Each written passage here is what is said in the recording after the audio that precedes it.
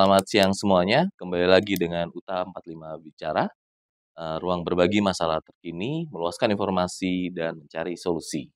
Kita kembali ke acara UTA Bicara Bola. Saat ini kita sudah kedatangan dua narasumber yang hebat-hebat di sini. Yang pertama saya perkenalkan ada Pak Brian Matthew selaku Wakil Rektor 2 UTA 45 Jakarta sekaligus juga pemerhati sepak bola nasional. Lalu yang kedua ada Bapak Ignatius Indro. Selamat siang, Pak. Ya, selaku Ketua Paguyuban Supporter Timnas Indonesia saat ini.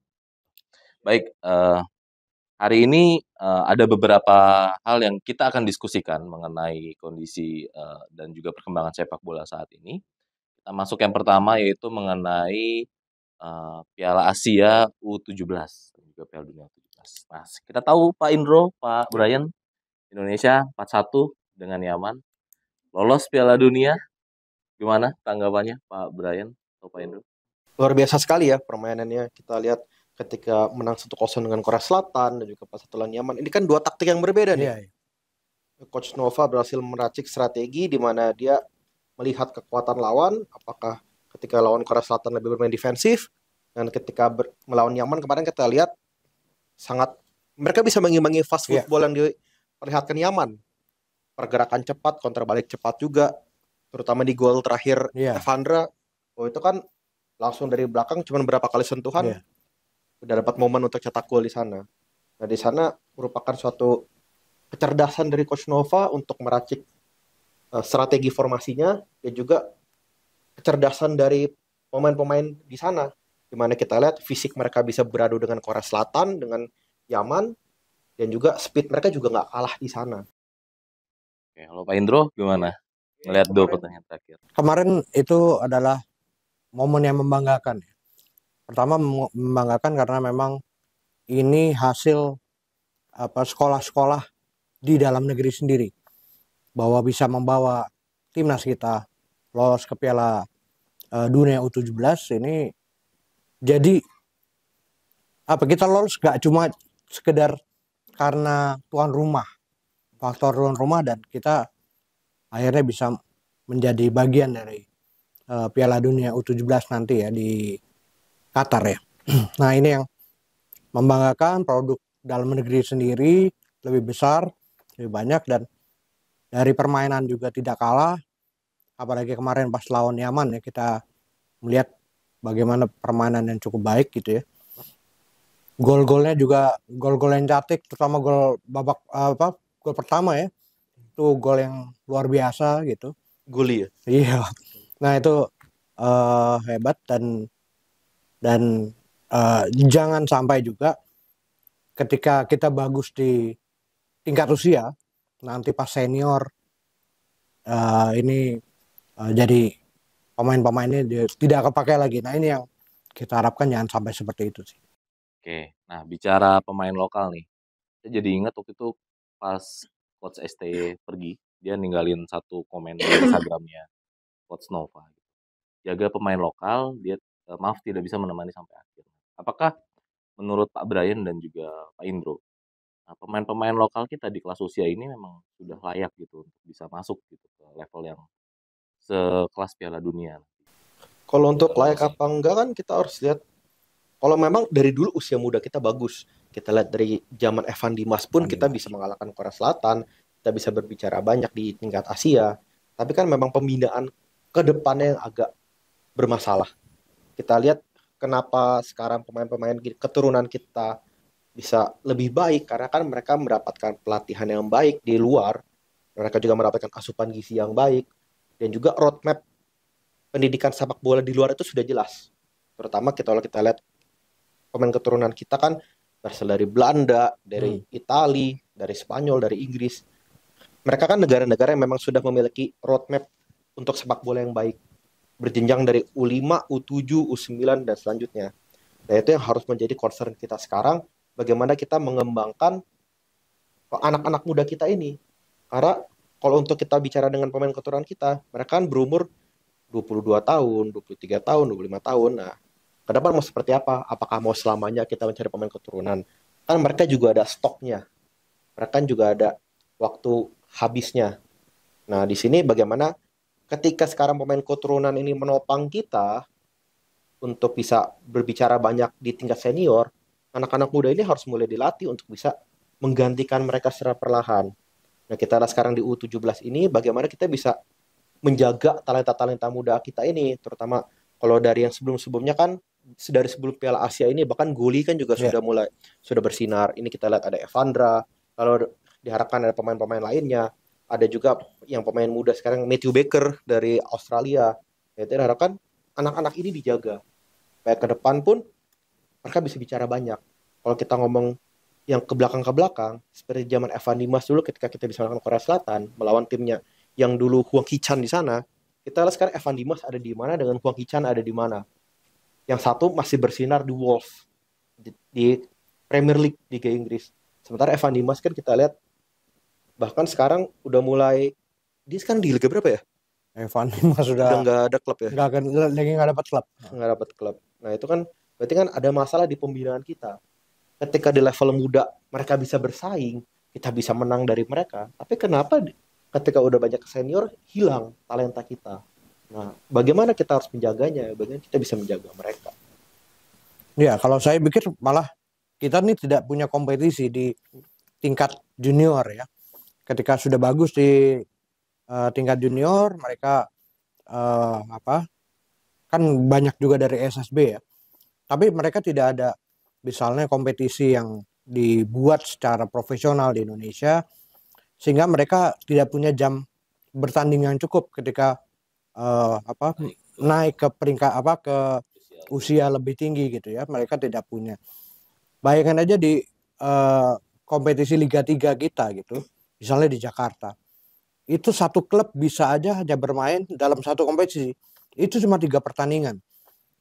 Padahal kan Liga 3 ini berisi pemain muda ya, pemain muda. Tapi karena tidak dibina secara benar, akhirnya cuma bermain 3 pertandingan. Padahal kalau misalnya di Liga Inggris misalnya, ketika seorang pemain muda ketika ingin bermain di timnas senior, itu ada syaratnya 10.000 jam bermain di kompetisi secara kompetisi.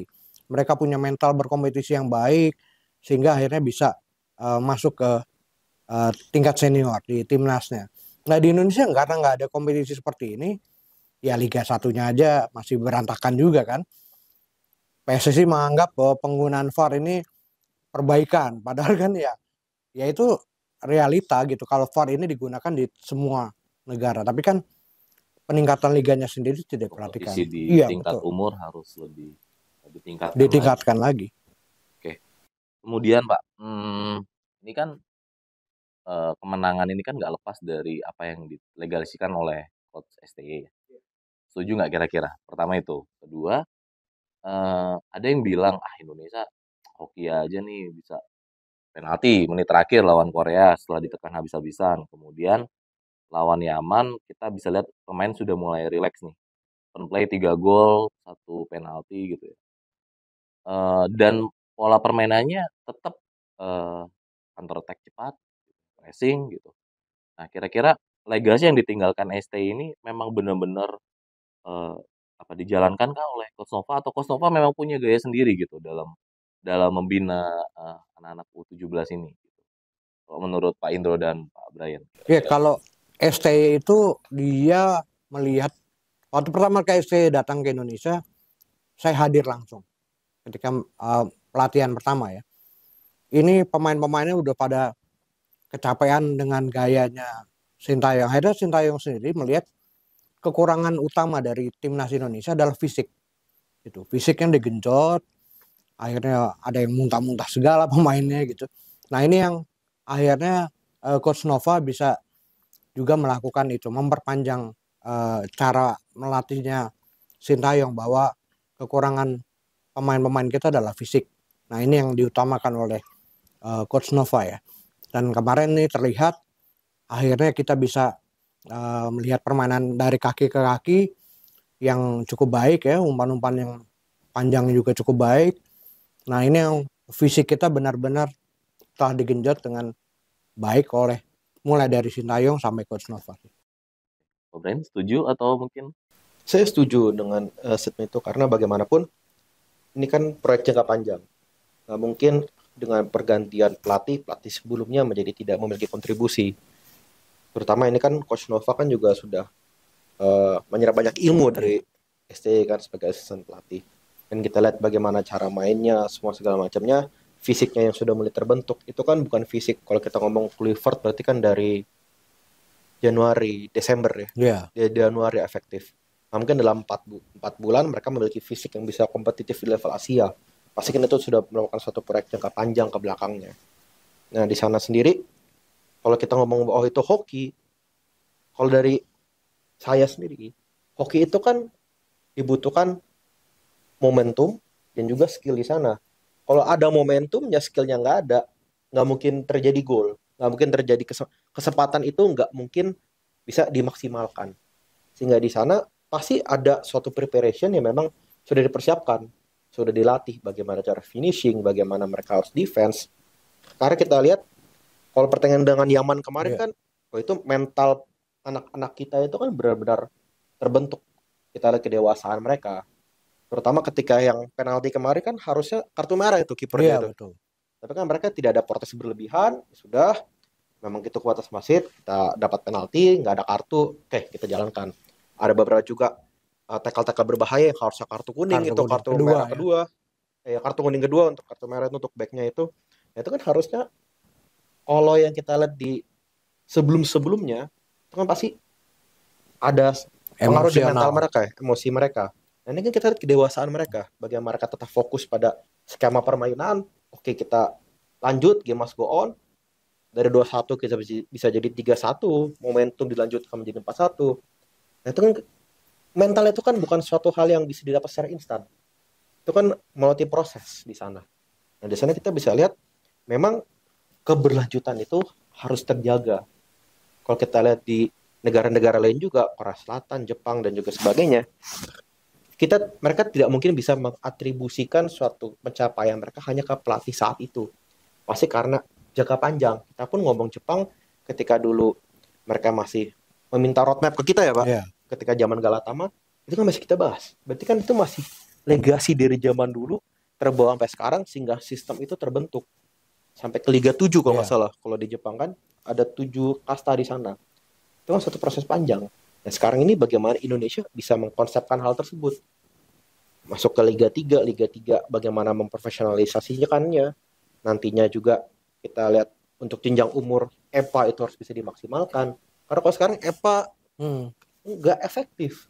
Bagaimana mengefektifkannya ya kan dibutuhkan proyek jangka panjang. Mungkin bisa selesai di zaman Erick Thohir, mungkin juga nanti di zaman kemudian kepemimpinan selanjutnya. Nah itu kan harus ada konektivitas. Oh kita mau bikin ini, yang sebelumnya udah ada fondasinya, saya harus bangun ke atasnya bagaimana. Iya, terkait roadmap Jepang itu juga kan, Jepang ada roadmap 100 tahun sepak bola ya. Dari tahun 1992, mereka menargetkan 2092 juara Piala Dunia. Mereka juga berharap itu ya. Tapi di tahun ke-30 ini udah mulai kelihatan nih. Luar biasa sekali pemain-pemain Jepang ya. Ada Mitoma, ada Endo, ada macam-macam yang bermain di liga-liga Eropa, liga-liga internasional ya. Nah ini yang akhirnya di tahun ke-30 ini mereka sudah kelihatan sekali keberhasilan. Nah ini yang kita harapkan dari PSSI juga, mereka membentuk roadmap sepak bola Indonesia seperti apa. Oke lah, naturalisasi ataupun diaspora judulnya apa itu di awal-awal tahun ini oke lah gitu ya. Tapi sampai berapa lama? 5 tahun, 10 tahun? Ini kan nggak jelas ya. Ntar jangan-jangan ketika bukan Menteri BUMN yang megang PSSI, nggak sanggup lagi bayar naturalisasi. Karena naturalisasi juga membutuhkan biaya yang cukup besar. Terutama untuk scoutingnya. Iya. Lalu perjalanan ke sana untuk negosiasi, mau apa enggak main ke kita, itu kan dibutuhkan dana semua. Bisa enggak kalau bukan Pak Erick Thohir, sosok lainnya melakukan hal tersebut. Terutama kan kita lihat pada zaman ini kan scoutingnya lumayan ekstensif ya. Yeah. Datanya lumayan banyak. Nah, ketika nanti harus ada pembaharuan data lagi, mampu enggak yang selanjutnya untuk bisa mendapatkan data-data tersebut? Mampu enggak mereka memiliki karisma untuk bernegosiasi dengan calon pemain keturunan itu untuk dinaturalisasi ke kita? Di sana kan dibutuhkan pengalaman dan juga dana di sana.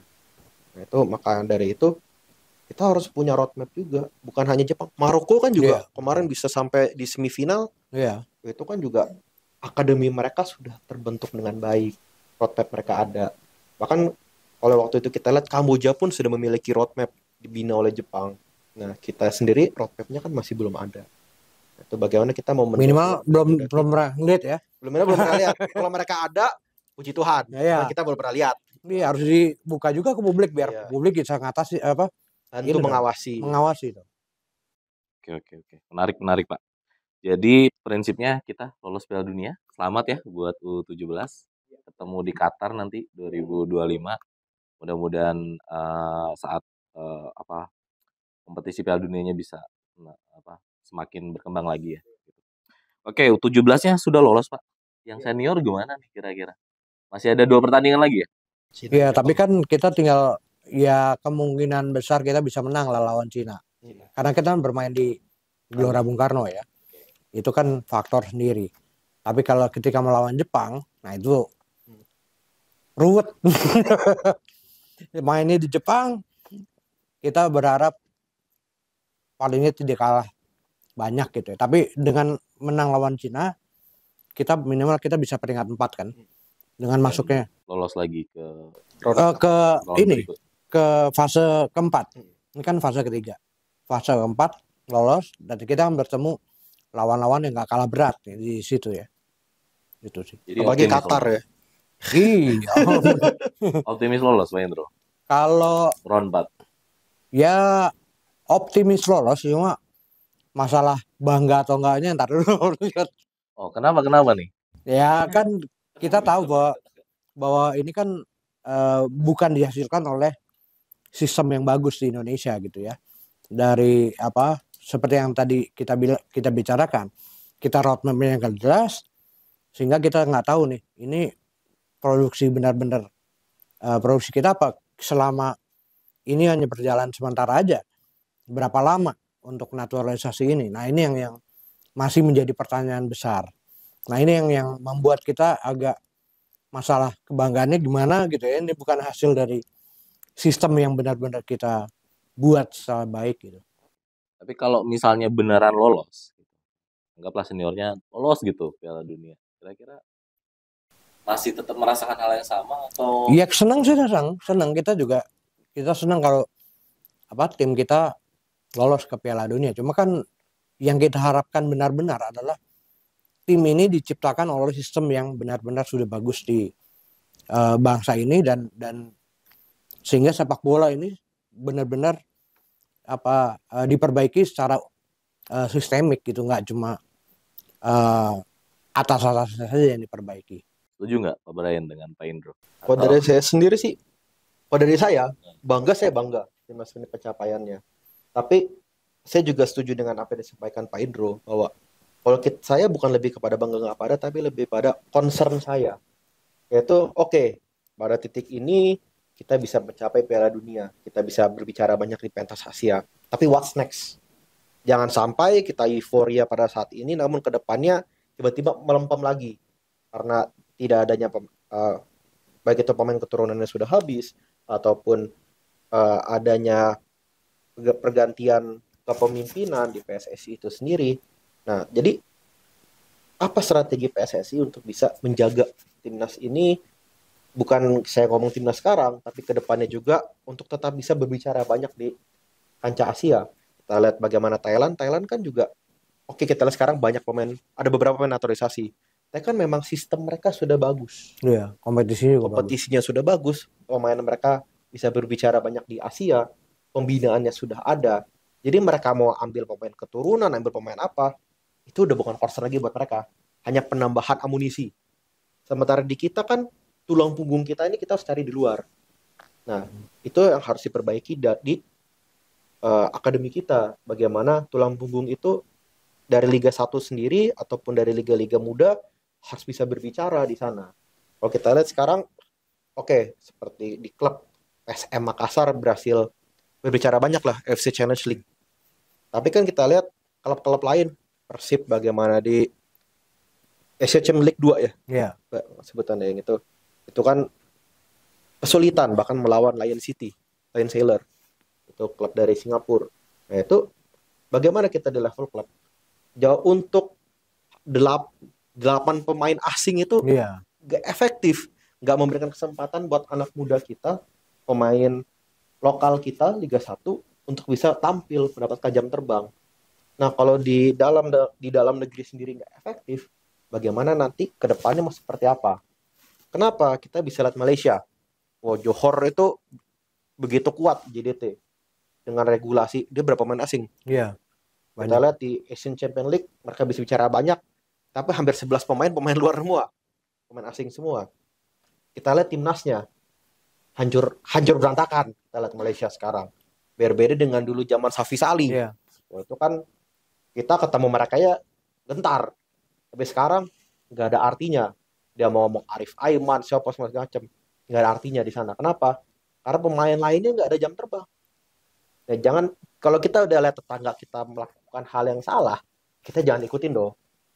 Nah, di situ dibutuhkan adanya perencanaan untuk diri kita sendiri, untuk sistem pendidikan kita sendiri, sistem liga kita sendiri.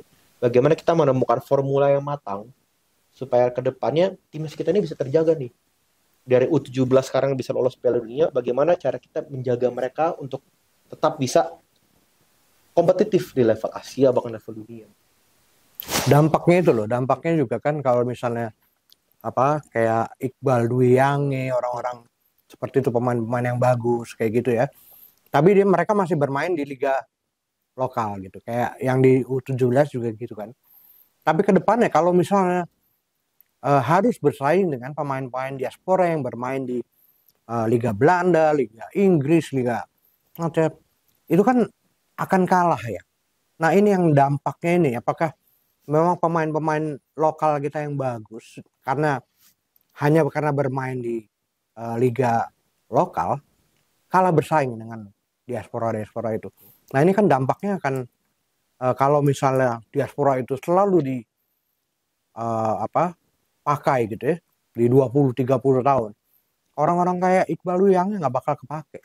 Apa juga pemain-pemain U17 sekarang gitu kan, kasihan. Tapi kan ada beberapa pemain kita yang udah keluar nih sebelumnya. Egy, Arhan, Asnawi. Tapi akhirnya Egy balik. Arhan, Asnawi saat ini masih di Thailand. Nah, sebenarnya masalah utamanya apa sih? Apakah memang personal dari masing-masing pemain, misalnya dari sisi pemainnya sendiri yang memang nggak bisa berkompetisi di luar, atau ada hal lain gitu yang memang akhirnya ya kita kalah gitu sama diaspora tadi. Padahal kan mereka udah keluar juga kan ya. Mungkin yang saat ini yang masih Marcelino ya, masih di Oxford gitu ya. Rizky Ridho dibujuk beberapa kali untuk keluar gitu. Kalau menurut Pak Brian, Pak Indro, apa nih masalah utamanya selain kompetisi tadi ya gitu? Kalau saya lihat sih lebih kepada mental mereka ya. Yeah. Karena begitu mereka sampai di luar, itu kan mereka berbeda dengan mereka bermain di Indonesia, di mana gaji mereka udah tinggi, mereka udah dapat jaminan bermain. Di sana kan mereka harus berkompetisi, harus membuktikan diri mereka. Oh, saya punya kemampuan untuk bermain di sini, bukan karena label timnas. Kalau mereka sekarang main di timnas, main di Liga 1, pasti mereka terpakai. Yeah. Tapi kalau di luar, berapa banyak pemain timnas mereka yang bermain di timnas-timnas lain selain timnas Indonesia? Mereka kan nggak mandang label pemain timnas. Kecuali kalau memang mereka timnas di Eropa, pasti terpakai langsung. Nah ini kan mereka nggak melihat ke sana. Sementara jadinya kita harus lihat bagaimana mental pemain kita di sana. Sanggup nggak mereka berkompetisi? Karena kalau kita lihat kan seperti kayak waktu itu Arhan di Jepang, oke, langsung diberikan dites 1 menit waktu Tokyo Verde, kartu merah. Lalu siapa waktu itu? Ada beberapa kali kan pemain kita ketika diberikan kepercayaan nggak fulfill, nggak bisa memenuhi ekspektasi dari pelatih. Sementara kan memang awal-awal kan diberikan waktu, oke 1 menit dulu. Oh 1 menit bagus, kasih waktu 3 menit, 5 menit. Nggak mungkin kita bisa langsung bicara, oke kamu saya kasih kepercayaan 90 menit. Itu nggak mungkin. Nah jadinya bagaimana mereka bisa memaksimalkan diri mereka, mental mereka. Oke, saya dikasih kepercayaan 1 menit, saya harus bisa buktiin sesuatu. Nah, di sana itu yang belum terlihat di pemain kita. Kita lihat kalau saya sekarang lihat Marcelino udah lumayan baik di Oxford kan. Begitu diberikan kepercayaan, oke, saya harus buktikan nih, saya harus kasih yang terbaik. Ketika nggak dikasih menit bermain pun, waktu itu kalau nggak salah dari konferensi pers dia ya, waktu di interview kan, oh memang saya masih harus berlatih lagi. Saya improve, saya harus mengembangkan diri. Kita lihat di akademi kan dia bermain dengan baik. Karena kalau kita ngomong pemain akademi itu nggak bagus, mereka hasil harus gimana? Justin Hubner pun masih di U23, masih belum tembus. Dan itu pun di level timnas kita kan sudah wow disampaikannya kan. Tapi sebenarnya kalau kita lihat itu U23. Nah itu harus kita lihat lagi bagaimana liga kompetisi kita sendiri harus bisa bersaing di sana. Karena kalau kita lihat dengan sekarang Justin Hubner bisa bermain dengan baik di timnas, sudah dibilang bahwa levelnya di atas, tapi dia masih main di U23, berarti liga kita di bawah U23. Di bawah U23 mereka kan.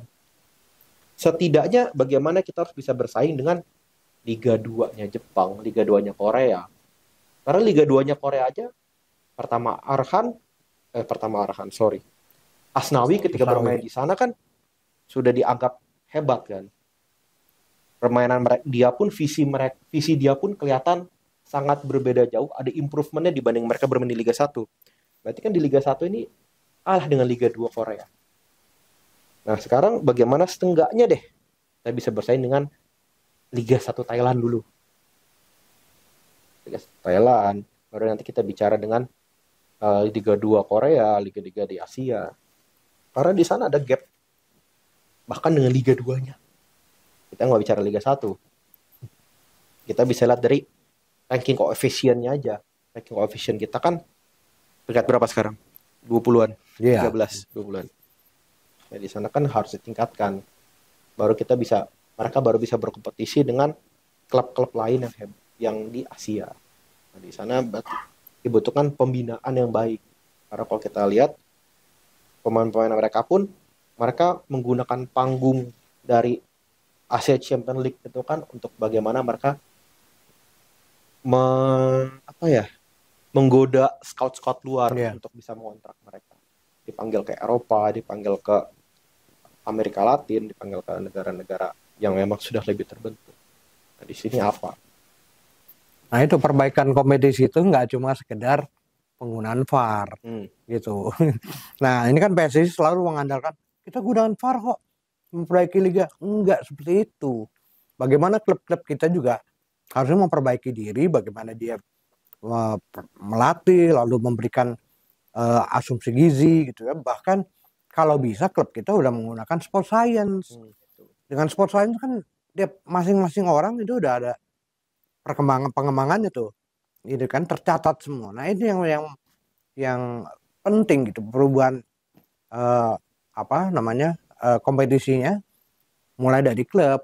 Kita harapkan dengan perbaikan itu kita juga bisa ketika kita bermain pemain kita bermain di liga-liga internasional, kita juga nggak malu-maluin gitu loh.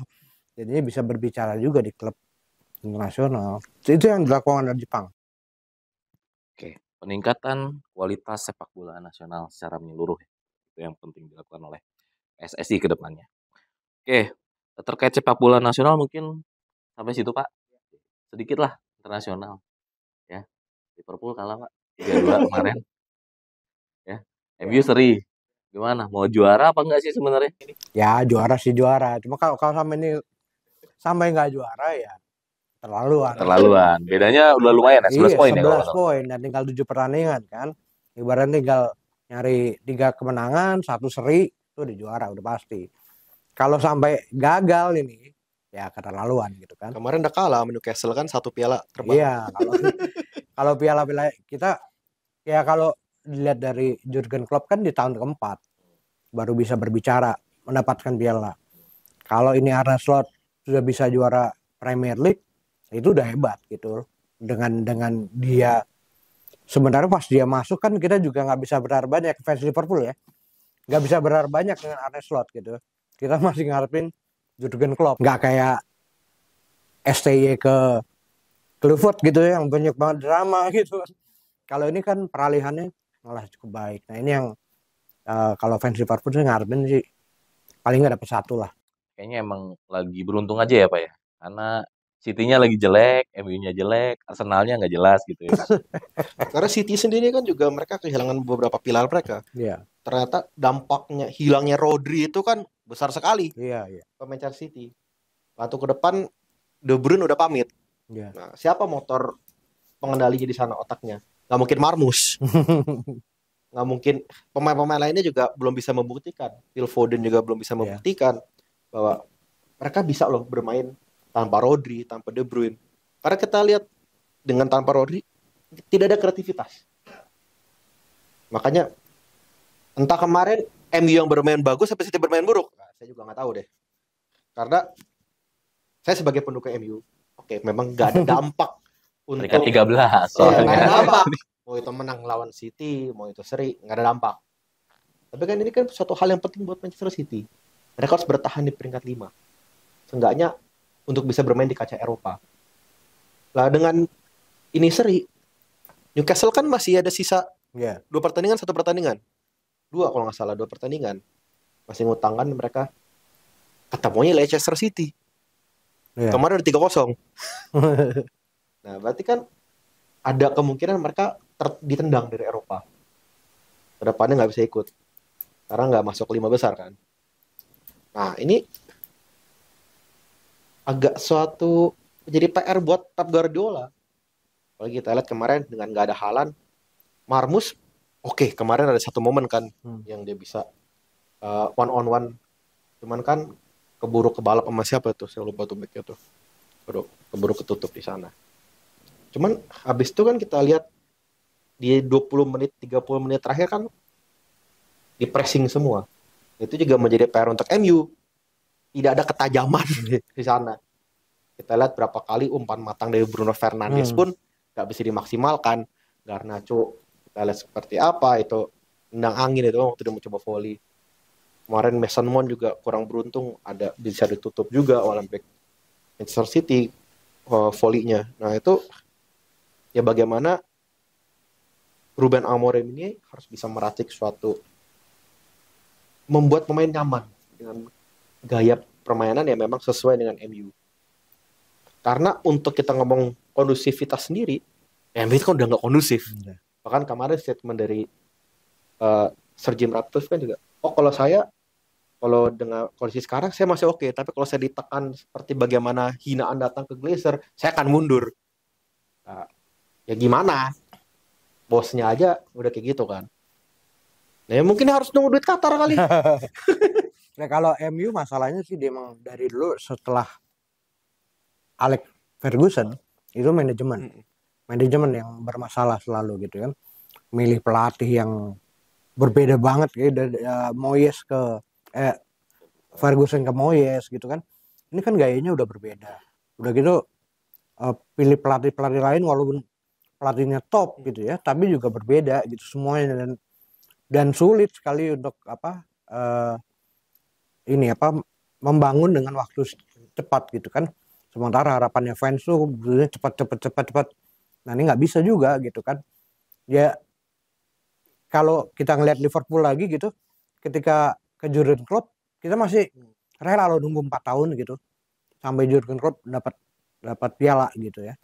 Kita nunggu 4 tahun gitu, dan kemarin kekalahan lawan Fulham sebenarnya kalau kita kalah ya ini fansnya harap lebih membumi lah ya, menginjak tanah di bumi gitu. Tapi kan yang sebenarnya yang lebih nyesek fans Arsenal. Lebih nyesel lagi dong. 2 kali. Iya kan kemarin hampir juara. Enggak juara. Tau gitu menang lawan Everton. Iya betul. Aduh kalau itu jangan diomongin kayaknya, kalau klub yang itu kayak nggak niat kayaknya itu untuk juara itu. Oke, tapi ya harusnya juara lah. Liverpool, MU ya Eropa League lah. Iya, Masih ada harusnya. kesempatan juara. Cuman yang lucunya kan kalau kita lihat pemain semua yang di loan dari MU bagus-bagus semua. Iya, itu dia karena Rashford, manajemen Aston itu Villa, kan. hasil. Itu karena Anthony manajemen. Di gimana ya? Real Betis ya? Real Real Betis kan Betis. juga. Sekarang Real Bagus. Betis belum pernah kalah. Betul. Pemain Mane, benar-benar Bang bagus Barca, sebenarnya kan. Kalau pemain nggak kalah kualitas lah gitu. Cuma karena manajemennya jadi ada konflik lah di dalam antar pemain, antar pemain dan pelatih. Nah ini yang manajemennya nggak bisa mengcover itu. Iya, semua pemain masuk MU jadi jelek. Ampun. Itu Liga Inggris, Itali seri semua hampir. Inter seri, Napoli seri, Juve seri. Habis ganti Mota ke Tudor lumayan ya. Nah, ngikutin Itali ya. Tapi Como hebat deh. Dia bisa mentransformasi, mempersiapkan tim dari tim Serie B dalam Iya. waktu nggak nyampe 1 musim. Ini kan musim pertamanya di Serie A sudah bisa kompetitif. Mereka. Ya, Fabregas. Dan memang kekuatan jarum. Jarum. Hebat. Tapi yang konsisten Pak, Bologna masih di peringkat 4 sampai sekarang. Padahal Mota udah nggak di situ. Pemainnya habis tuh. Zigze ke MU segala macam, tapi dia masih bisa kompetitif di peringkat 4. Spanyol ya, Ya, tetap 2 Madrid, klub itulah Barca ya. kalah Madrid kemarin. Iya, kalah. 2. Kalau Madrid kan memang karena mereka nggak bisa mencari pengganti Toni Kroos. Nggak ada otak serangannya. Karena kan kalau kita lihat sekarang kan ya skill masing-masing Iya. aja. Mereka nggak mungkin terjatuh seperti apa, jatuh parah karena apa? Karena memang dari pemain-pemain sendiri mereka Emang punya Galacticos lah ya. iya, punya skill masing-masing. Tapi yang akan menjadi nyesek adalah ketika tiba-tiba Barcelona bisa juara. Kita lihat Barcelona sekarang isinya kan pemain akademi, Iya. pemain muda, dan juga sekarang kalau nggak salah dua pemain bintangnya kan juga cedera. Udah bener-bener anak-anak muda yang nggak membawa brand. Kalau dulu kan masih ada Iniesta, masih ada Xavi, masih ada nama-nama besar. Sekarang cuman siapa? Lamine Yamal, Lewandowski. Dan itu pun Yamal pun kan nggak setiap kali main. Kan karena kan mentalnya dijaga, masih anak muda semua segala macamnya. Nah, kalau ternyata bisa juara, apa jawaban dari Madrid sendiri? Karena mereka masih belum bisa menemukan sosok pengganti Toni Kroos nih. Tchouaméni juga nggak bisa diharapkan kan. Mau siapa jadinya? Tapi ya itu Spanyol itu kan yang berat memang Madrid dan Barca. Selebihnya kayak tim-tim Atletico itu mengganggu tuh. Mungkin dia bisa colongan gitu. Tapi tetap aja 2 tim itu Barca Madrid selalu begitu. Sama di Jerman gitu. Jerman kan Munchen Dortmund. Nah, Leverkusen tahun kemarin masuk. Nah, kayak gitu hampir sama. Nah, ini yang makanya gue ngeliat lebih Liga Inggris lebih banyak klub yang mungkin bisa apalagi City lagi jelek gini semuanya bisa masuk gitu dibanding dengan Liga Jerman, Liga Spanyol. Nah, mungkin Italia yang lebih banyak lagi klub-klub yang bisa nerobos masuk gitu. Nah, mungkin ini jadi musim pertama Harry Kane dapat piala. Nah, itu saya tadi dapat piala nggak kira-kira nih jadinya? Sisa berapa pertandingan lagi ya dia harusnya bisa juara? Hampir sama sih kayaknya 6 atau 7 pertandingan kan dia tinggal itu doang. Dia kan kemarin pindah dari Tottenham buat cari juara di Munchen, tiba-tiba kalah putus rekornya. Leverkusen tanpa terkalahkan lagi. Cuman yang kesian tinggal Son aja di Tottenham. Sekarang peringkat berapa? 15. Di bawah MU. Di bawah MU masih hampir kebalap. Udah sekali masih bisa bertahan MU 13. PSG juara. Nah, kalau itu nggak usah dibahas tuh. Dari PSG doang. Prancis kan cuma ada itu aja. Nggak ada lagi yang lain. Selesai ya. Iya. Oke. Ya, itu update Liga Dunia saat ini, Pak. Ya. Kita berharap untuk Liga Nasional tetap diperbaiki terus-menerus. Untuk para supporter Liga Dunia ya, menunggu hasil sampai bulan Mei nanti. Liverpool sabar dulu. 30 tahun jadi kita sabar kok. Oke, demikian sesi Uta Bicara Bola hari ini. Sampai bertemu di sesi berikutnya. Saya ucapkan terima kasih Pak Brian. Iya, terima kasih Pak Panji. Terima kasih. Jangan lupa subscribe, like, dan komen di YouTube Uta Bicara. Ruang berbagi masalah terkini, meluaskan informasi, dan menemukan solusi. Selamat sore.